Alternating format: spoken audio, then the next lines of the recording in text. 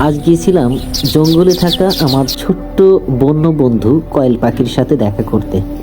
অনেকক্ষণ খোঁজাখুঁজি করে হঠাৎ দেখলাম তার বাসা। তো সেখানে তাকে পাইনি। তারপরে আমি ডাক শুরু করলাম,